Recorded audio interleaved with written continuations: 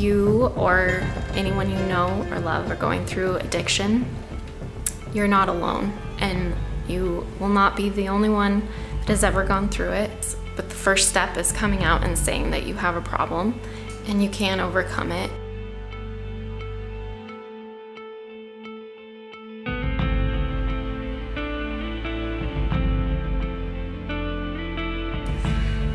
I'm Crystal, and this is the story behind my label. Well, I was born in a hospital, like anybody else. No, I'm just kidding. But I was born in Denver, and my parents were in their mid-20s, and just kind of a normal childhood, pretty simple.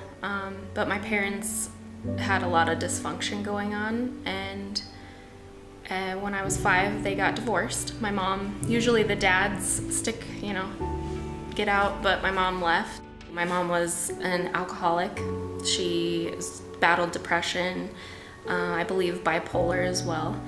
And every time we'd get to go visit her, there was something crazy. I mean, I could go on and on and on about the stories that happened during the times that we would have visitation with her. And one particular time when I was in the 4th grade, she ended up moving to Cozumel, Mexico, which was about the best thing that probably could have happened to my brother and I, because it distanced us from the crazy, so to speak. But we were there, and if you're picturing a beach, and we were definitely not 5-star living it down there. She was in the ghetto part of Mexico, and she married a Hispanic guy, and they had a very violent relationship.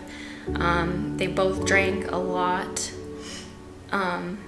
He beat her quite a bit in front of us. And one particular day, this story stands out more than any other thing in my childhood, but we woke up, and my brother and I, he's about 3 years younger. I would have been 10, he would have been 7. And she wasn't there, and neither was my stepdad. And in Mexico, you can't just dial out to call anybody. It's all these 011 numbers and everything. And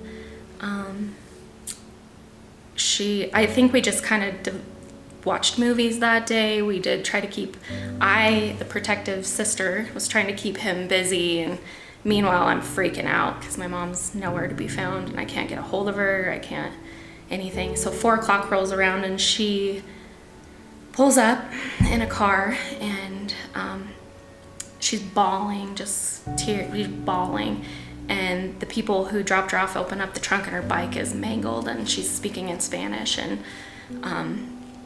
it's just, it was pretty just crazy. But she comes in, doesn't say a word to my brother or I, and grabs her wedding picture and just throws it on the ground. And all I can remember is looking at our little bare feet and just glass everywhere on the tile, and she's just screaming, uncontrollably crying, and we're like, what the heck is going on here? And she sits us down, and she holds our hands, and we're just like crying, trying to figure out what the heck is going on. And she said, I love you guys a lot, but I'm gonna kill myself. And the only thing I can remember is wanting to protect my brother, because he just immediately started bawling and ran into the other room. And so, situations like that just put my brain and my mind in such a stress state. My sympathetic nervous system was on overload pretty much all the time. Thank God my dad remarried and to an amazing woman, and she's been pretty amazing through my whole life, my rock pretty much. And but those situations, they continued happening. They still would happen if I let her in my life. But so when I was 16, I started drinking, just like I imagine pretty much every teenager does, and I immediately loved it. I didn't do it every night. I couldn't get it every night, but anytime I had the chance to go out and party, I really loved that feeling of being able to let loose and forget about everything. And it just progressed over my years. It wasn't bad all the time. There's a lot of blackouts, a lot of heavy drinking. And then when I was 21, I married my really good good friend throughout high school. He had just gotten back from the military, and we were like fire and gasoline, and we could drink a case of Coors Light a night for real and pound it down, and it was just our normal everyday stuff. And he had a lot of, at the time I didn't understand opiate addiction.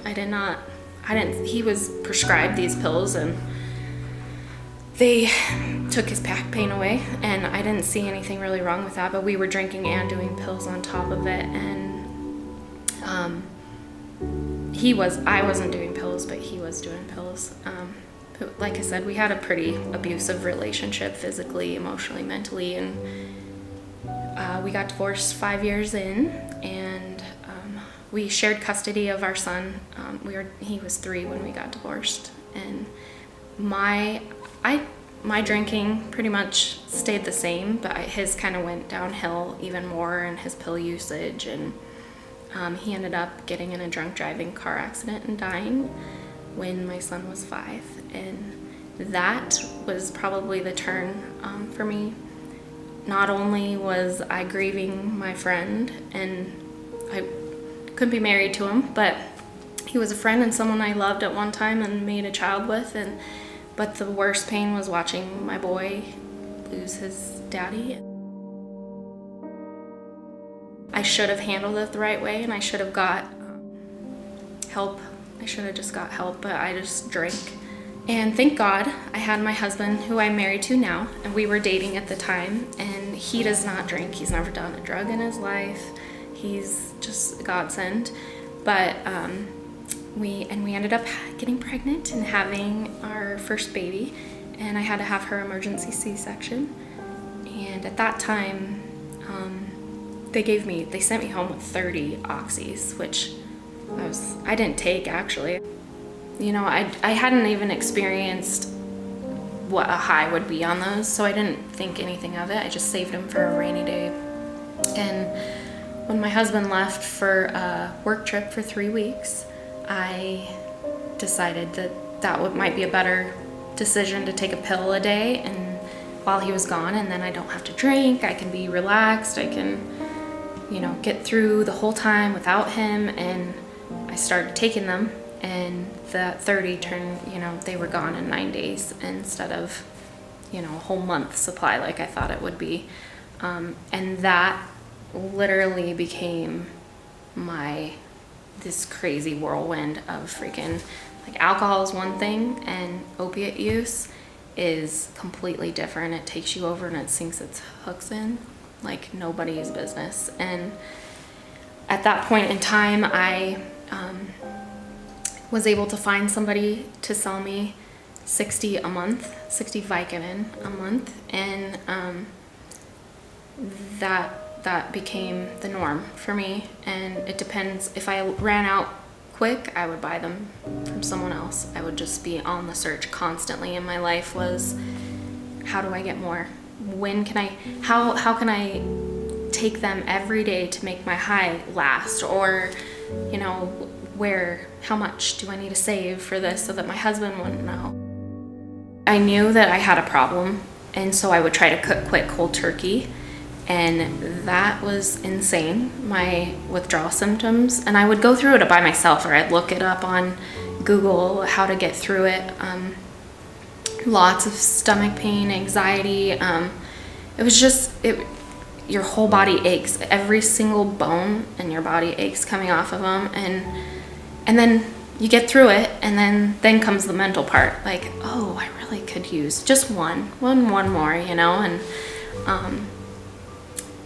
so I do that for 3 years, actually. And then I had my second child, and looking forward to the day that I could have my scheduled C-section, so they'd give me 30 oxys. And when they did that, I again saved them, because I knew if I'd take them when I was in pain, I wouldn't get that high. So I just saved them, and then that began that rush of taking all of them, finding a buyer again. All of it was just, it's exhausting, and it was drowning, and it never ended, and it got really bad. It's this battle. I kind of want to keep doing it. I don't want people to know that I'm doing it. So it's it's all hiding. Addiction is such a lie and a hiding place that you're in the dark constantly. And I did want help, but I thought I could do it alone. And I wanted to do it alone because if I made the decision that at one point in time I can do it again and I can do more, then I can, because only I know, you know. And if he didn't straight up ask me, I wasn't gonna tell him, you know. I was gonna just, you know, yeah, I'm getting him, but I'm good. I got it under control. I was one step away from heroin. Like, literally been offered it and could have gotten it, and I didn't because I wanted to be normal. I wasn't. But those people that can't grab it and they need that high and they don't want to withdraw from it, they're gonna go for heroin. And then they're gonna be those people on the side of the road. And it starts somewhere. Those homeless people we drive by and we see that sign, they started somewhere. They were normal at one point in their life. So it's this rolling down effect, and you're gonna spiral at one point or another with it. But my whole view on people like that, like in Montrose, the old city market is where all the druggies go, and like the messed up people, and everyone's like, oh, I avoid that, you know, I avoid go there. And when I go there now, whereas I used to be like, look at that tweaker, like instead I see someone hurting that never did get help, that no one reached out to them to get help. And I'm so thankful that someone did for me, you know, had that intervention with me, because they didn't have it. And the love I feel for people now, it's the judgment has gone away, because it's not just your tweaker or your homeless person or, you know, those people stealing from you. They're stealing because they can't think straight, and they need their high, you know, and that they were somewhere. They were just like us when we were born, and we had a childhood, and we were happy, and we were free. They were there before. So my passion for them has just grown. My overall opiate addiction was about 4 years, and the last two, probably the last year was really intense, and it took a turn for the worse and worster. Anyway, I don't know what I'm saying.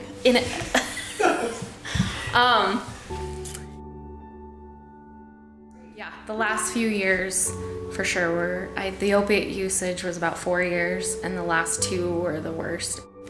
And I ended up going into rehab for 30 days, and it was best 30 days of my life, saved my life. And realizing that I also had an alcohol problem and some issues going back to childhood that I needed to work through, and that is where my freedom came.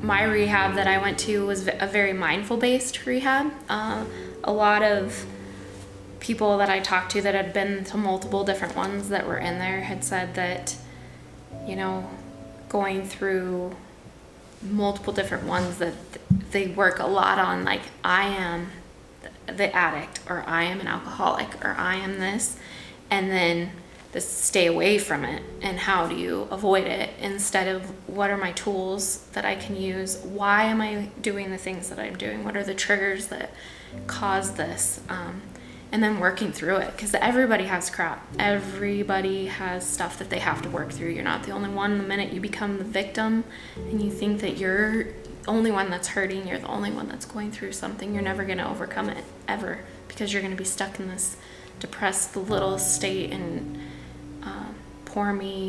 where you're not the only one. So that was huge for me.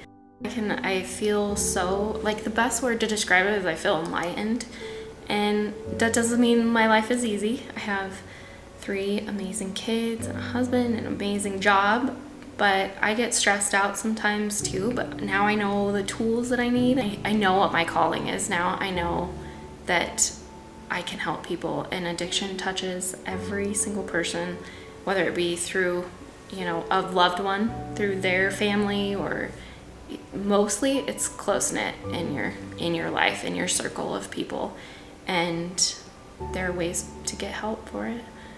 ways to become free. I'm not an exception to any of it. So recovery is incredibly scary, and making that first step is probably the scariest, and stepping out and saying I have a problem takes courage, and it's not a weakness, it's actually a really awesome strength that you can have, and not to be ashamed of it, that it's awesome. It is so, and the minute I came out and stopped hiding from it, I got so much respect from people. It keeps me going constantly, as people saying that I'm doing an amazing job, and then you have that support of where those people won't drink in front of you or offer you certain things. It's a beautiful process. It's hard, but life is hard. Without my family and their love and respect, I would have never been where I'm at today, and having them come forward and do the scary thing, which is admit the problem and bring it into the light and give me love and support and encouragement and whatever I needed to get through it, has been the most amazing thing. I owe my life to them, and yeah, I couldn't be where I'm at without them. I started my sober crazy life at my 1-year sobriety date, which was September 4th, 2018. And I had this vision, I actually had it in rehab, of what I was gonna do to help others.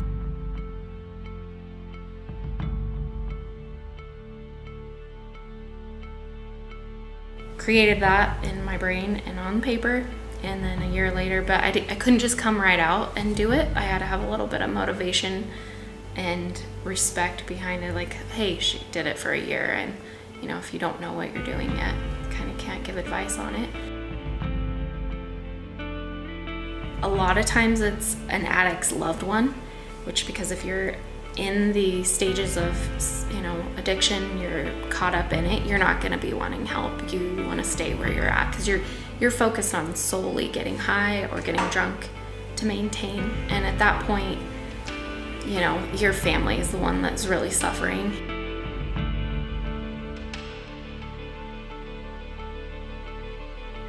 Just this last weekend, I experienced where pills were right in front of my face for 2 days straight.